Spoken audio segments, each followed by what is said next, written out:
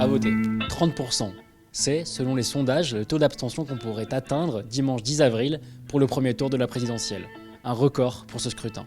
L'abstention, c'est ce venin auquel on a appris à s'habituer, élection après élection. À chaque scrutin, on la proclame premier parti de France. Et on en fait même des sketchs, comme ici sur Canal. Mademoiselle, vous avez fait tomber quelque chose. Quoi? Votre droit à la démocratie. Vous avez un problème avec les élections? Alors, comment en est-on arrivé là? Eh bien, on a beaucoup évoqué les causes conjoncturelles, le niveau médiocre de la campagne, l'effet Covid, puis l'irruption de la guerre en Ukraine qui est venue comprimer le temps dédié au scrutin. Il y a aussi eu le refus de débattre de Emmanuel Macron et son entrée en campagne très tardive. Le président porte une responsabilité évidente, même si, quand un confrère le pique au vif sur le sujet, eh bien, il botte en touche.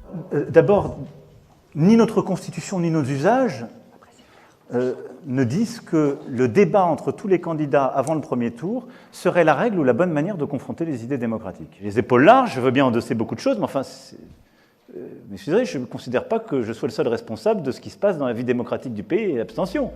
Évidemment, les racines de l'abstention sont plus profondes que ça. Elles témoignent d'une crise plus enracinée de la démocratie représentative en général et de la Ve République en particulier. Ceci étant dit, cette abstention, elle ne touche pas tout le monde et donc profite à certains plus qu'à d'autres. Grosso modo, si on ne peut pas prédire exactement l'ampleur de l'abstention dimanche, on peut par contre établir le profil de ceux qui vont s'abstenir, comme l'explique ici la politologue Cécile Braconnier. On a toujours moins voté à 25 ans qu'à 45.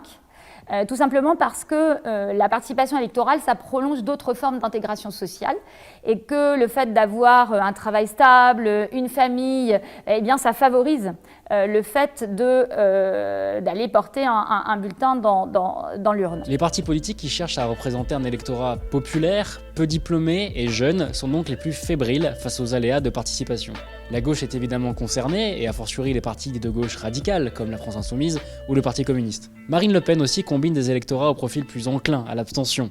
Le RN garde un souvenir amer de sa désillusion des régionales, où la démobilisation avait fait mentir des sondages qui étaient pourtant très favorables. Il n'y a qu'à regarder le clip de campagne de Marine Le Pen pour voir que c'est une vraie préoccupation pour le parti d'extrême droite. Chacun d'entre vous dispose d'un vote aussi puissant que celui du président. Le 10 avril, si le peuple vote, le peuple gagne. Et au contraire, les candidats qui cherchent à représenter un électorat senior et plus aisé n'ont pas trop à s'inquiéter, soit en l'espèce Valérie Pécresse et surtout Emmanuel Macron. Le président des riches est crédité autour de 35% chez les plus de 70 ans et à 41% chez les 20% des Français les plus fortunés. En clair, quand l'abstention monte, les plus aisés et les retraités sont surreprésentés. Et ce sont donc eux qui vont décider et définir l'avenir des plus pauvres et des plus jeunes. On a vu constat plus sain pour une démocratie quand même, on va pas se mentir.